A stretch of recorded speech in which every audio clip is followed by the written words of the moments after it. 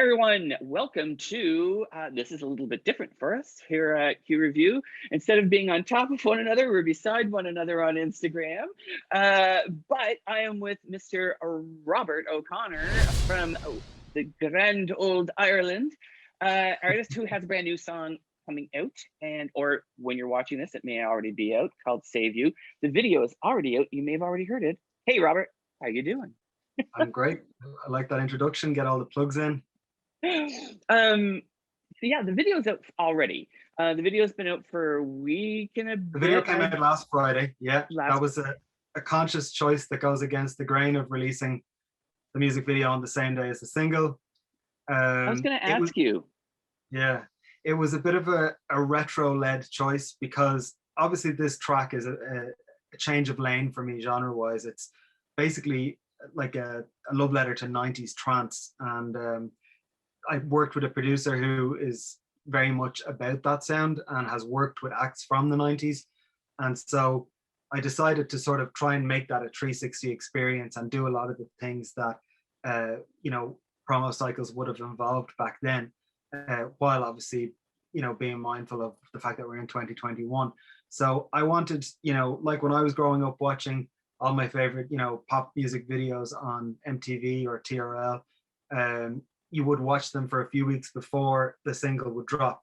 And I thought, right, I want to just reference that. And so I released the video last Friday, and I thought I have a very short lead in with this single anyway. I think it was only about 2.5 weeks. So I thought I'm gonna like piece by piece build it up. I premiered the single itself, the audio, with another LGBT outlet in the UK, I believe. And being Pride Month and all of that, I just thought, let's do things a little bit differently. I didn't premiere with radio. So yeah, but that was behind that choice. And even some of the imagery, there's little bits of nostalgia in there as well. I was going to say, being somebody who, referentially, that it stands out to me.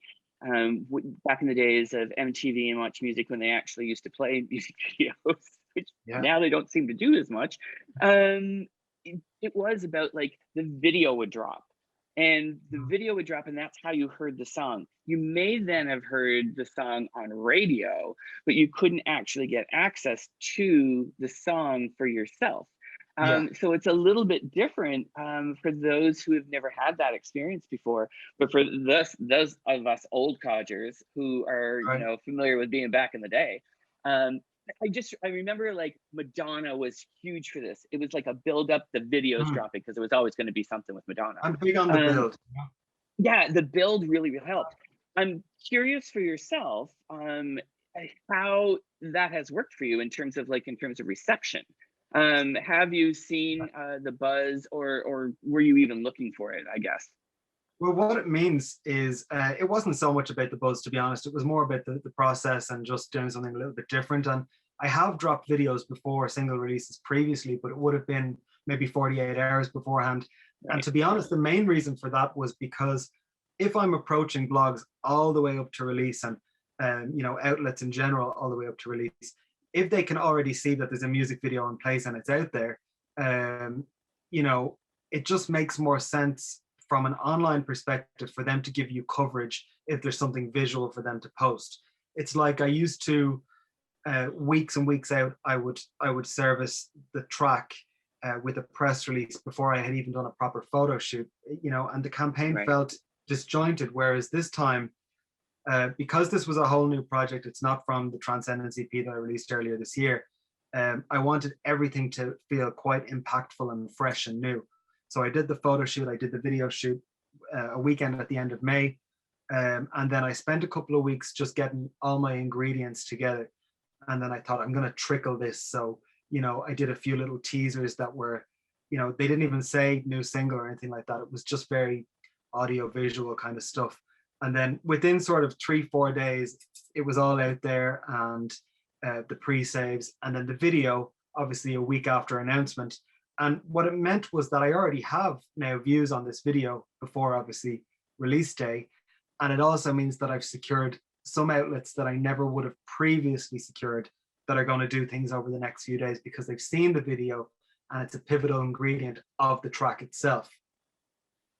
It's kind of It's smart because I think that the trapping that has been there, I think for artists releasing too, is that everything is a push for release day, and everybody's kind of doing the same thing.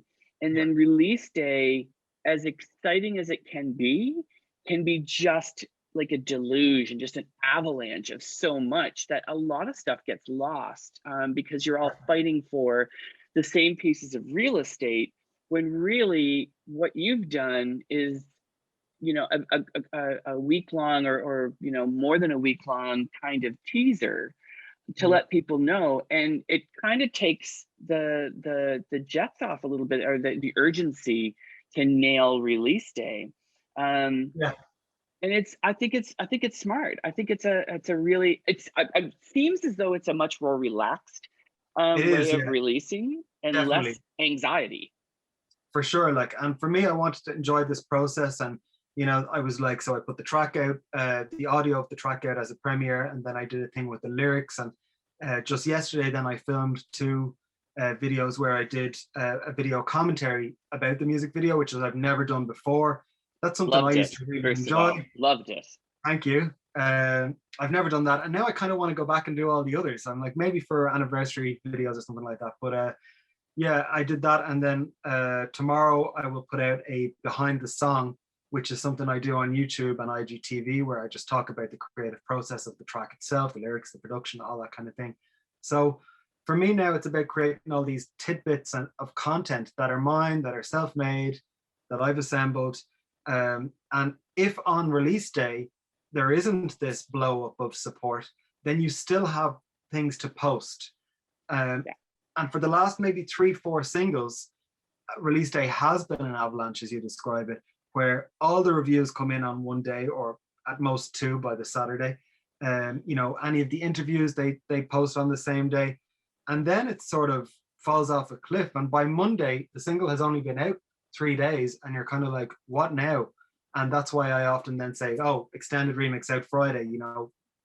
acoustic version out the following week, or whatever it is. But you have to think beyond, you have to think before release day, and you have to think beyond release day. For me, it's almost like, and this sounds really long, but it's almost like from the idea of when you're generating all of your video, your graphics, your images, to the point where you make your last post and you black out, is like 6 weeks almost.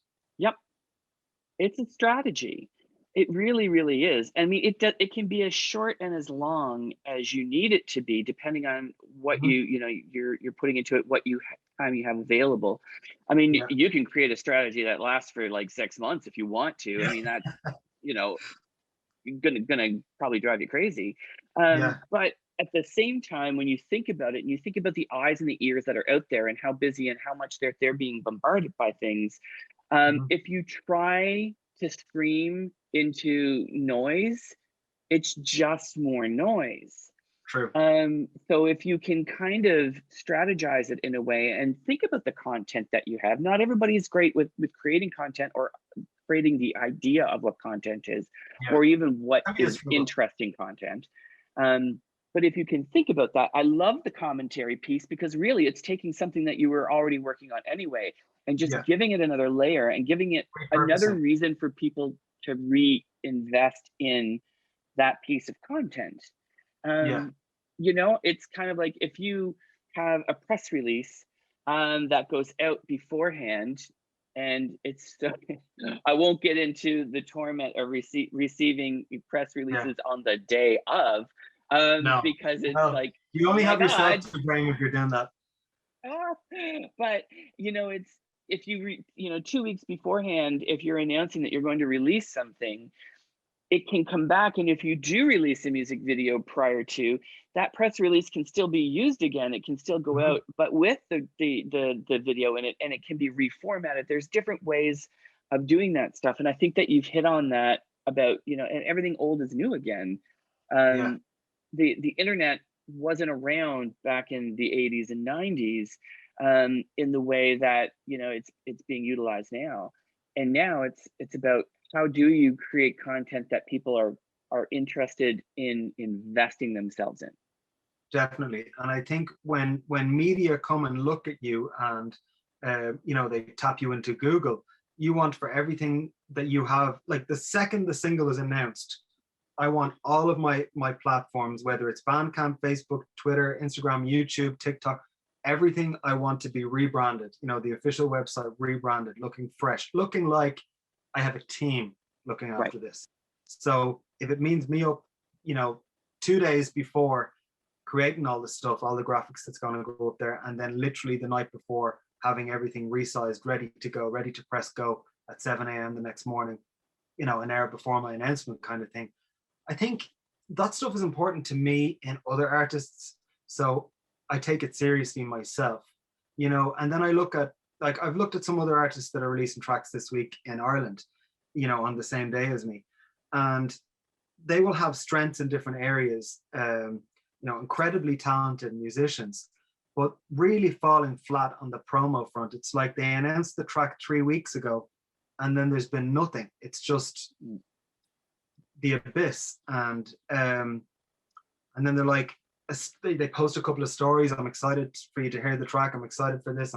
But it's like, where's the campaign? I'm not asking everyone to be a PR professional, but look around and you'll see if you're not doing this, everyone else is going to.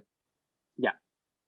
The song itself, as you mentioned, is, you know, it's a little bit, you know, of a departure for you, or I wouldn't call it a departure. I think that, you know, you have a handle on, you know, some older sounds, and you've already mentioned kind of like the 90s and getting in there. And this really is club life. It really does remind me of like those really great energetic songs that are out there. It's not a bass bopper. It is a club sound, and Yeah, it's got some of that definitely. 80s and 90s really great. I mean, you mentioned trance, which, you know, I think of artists like KLF and around that time. Mhm. It does have the European sound Sure. really firmly in there, and I think it's great. It reminds me of, like, it should fit really really well on the original series of Queer as Folk, the UK Queer as Folk. Right. I have never That seen that. sound.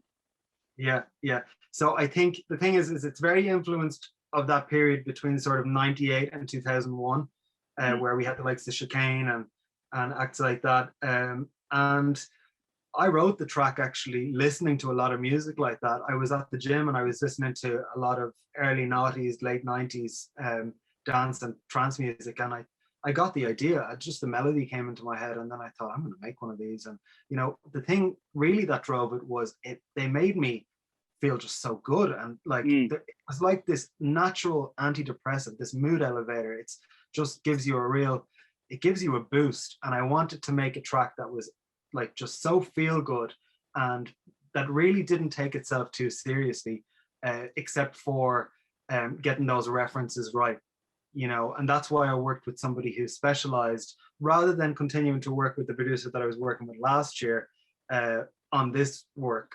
It was like, this has to be somebody who specializes in this to get it right. And I think he did. They hit it. They did it.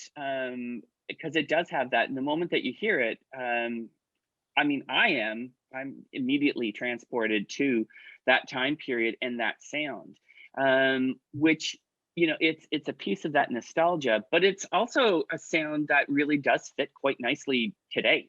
Where, you know, you have so many different artists that are picking up on those, you know, referential sounds Yeah. of the past and reinventing them, reinterpreting them Mhm. for today. And It was I a good think that time to that's do it. I think, you know, if I was gonna, like, this track is the track is new, but the melody and the lyric is lying around quite some time because the moment was never right. You know, it was like I when I came back in 2018, I was making country influenced music, and then I transitioned into electronic, and it was more subdued, or some of it was quite tropical. But I couldn't have just dropped this in the middle of that. It was like I had to kind of work towards this. At least for me, I had to be in the region of that sound before I could go with this one. well, the launch, I think, has helped quite a bit. The way that you've kind of, you know, patterned this and strategized it out, I think, has really helped. Um, the video, I mean, you know how to make a sexy video. You sure do. You're working with some familiar friends, but I was as I was listening to the commentary, it's so funny because you're talking about how where you filmed this video, Yeah, and the stairwell like in the video, how it had collapsed the yeah, day before, so you were almost like the victim of your own video shoot. I was. Yeah, yeah. Um, yeah, that would have. Yeah. So basically, what happened was we had the whole thing, all the shot list done. Davin Casey, who I work with, he sent me the shot list. I was like, great. So you never know exactly what you're going to be doing, but you have a fair idea of these are the setups. This is what I need from you, and what would you like to do within this?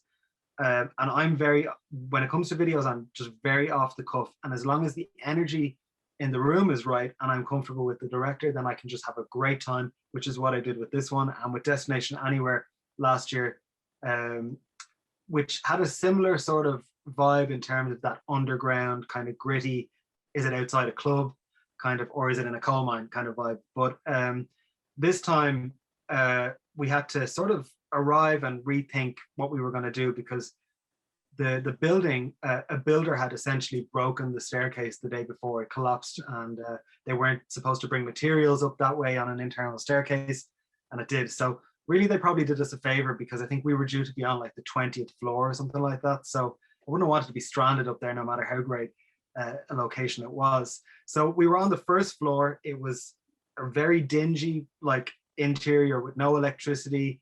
We had all, our wireless lights and the multiple cameras, and it was very DIY.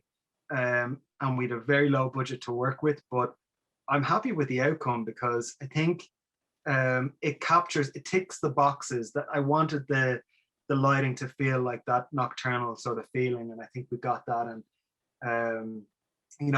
obviously the styling is quite specific, and it takes lead from, again, that time period where it wasn't unusual for bands and even soloists to sort of have color blocks going on. It's I think it's fantastic, and that's one of the things I love about the behind the scenes commentary that you've done, is you've given a story to the story. Like, there's the story of creating the song, but then Yeah, there's everything else that goes into it, and you've given another layer of story to this creation, this cool. musical creation. And I think that that's something that we're missing a lot of. Yeah, Everything's I'm pushed out surprised very, very, more very people aren't quickly. doing it. I'm really surprised. I'm surprised I haven't thought of it until now. But I used to watch like my favorite HBO shows, and then I would be more excited to watch the commentary and hear Yeah. the director commentary, the lead actor commentary, and I would be just absolutely fascinated by these commentaries. And look, mine's a 3-minute commentary. It's not going to go that in depth, but for a piece of Instagram content, it just, for me, was okay. This is something new that I haven't done before. And then the behind the song, bring that ingredient in as well. And I'm constantly thinking, and sometimes I just have to leave the desk or leave what I'm doing to sort of think, what can I do to break this mold that I've put myself in? Mm. And I always have a checklist of, these are the things that I did the last time. I need to hit those, but then I need to add more to that list as well, because you always want to be growing and getting bigger, and your Well, you're ideas get. gonna have fans who want to see the music video and the action.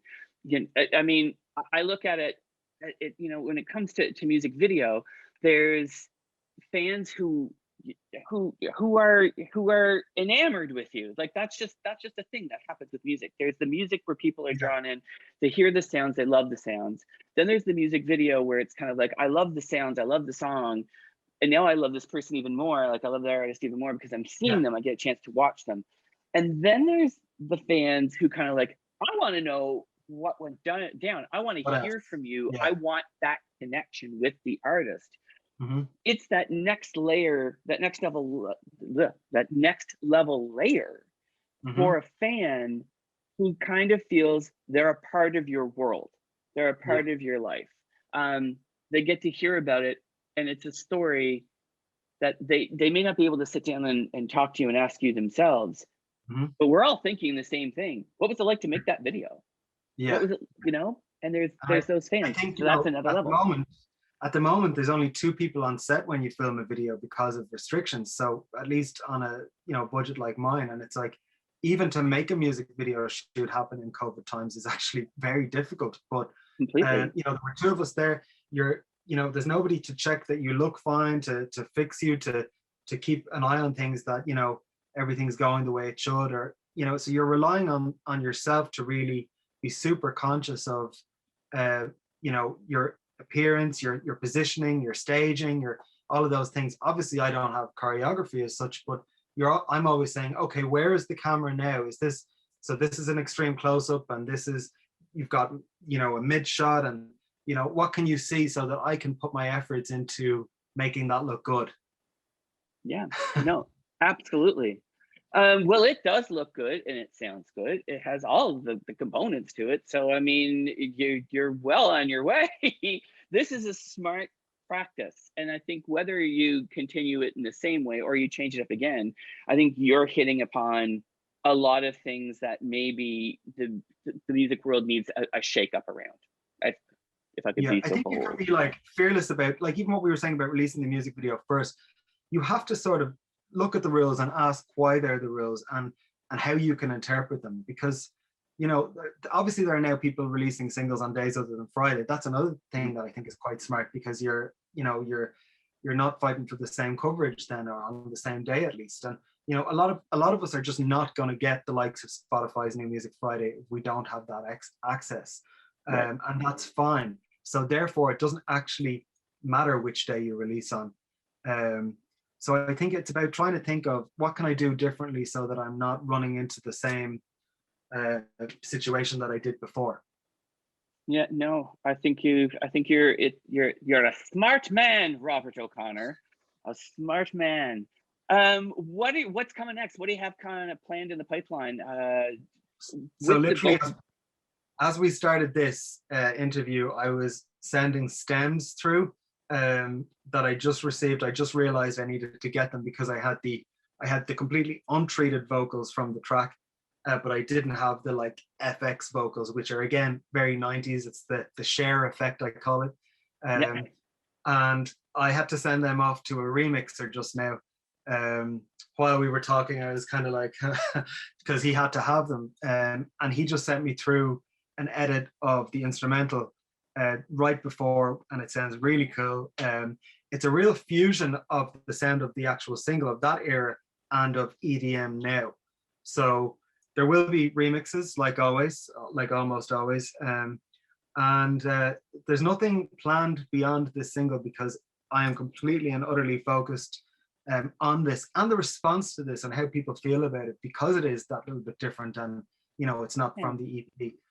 Whereas everything that was from the EP, while it had, you know, each single had a slightly different flavor, they all very much belong to the same body of work. Whereas this is definitely a step out of that. So I have two different tracks that I've been working on this week, that I have to decide which one will come next. And my decision will probably be led by how this goes down. Well, cool. Listen, the video is out, the song, all of the things are happening, the commentary, there's a lot of content for people to tap into with you. So I think that's great. And I think people need to do that, and they need to check you out online. They need to follow you online. They need to go check it out on YouTube, and watch all the things and listen to all the things. Stream it, love it, live it. It's what they need to do. And I think that this is a great moment for you, to be honest. Feels like it, yeah. Like, I'm happy with the music I'm making. I'm happy, like, being self-managed and making my own decisions, and none of it feels, and I think part of it is because I'm not working quite so much either on other things. I'm completely immersed in this, and it just feels like a real treat to be able to It do this. Well, it's a real treat for us. So thank you for joining me today. This has been awesome. I'm excited for everything that comes. I'm excited to put this out and let people hear about everything that you have going on, Yeah, and I'm watch all the excited. magic unfold. I'm excited to hear what they think as well. All right. Well, listen, I return you to your life and continued success, and we'll chat more. Thanks a million. Thanks so much for your support.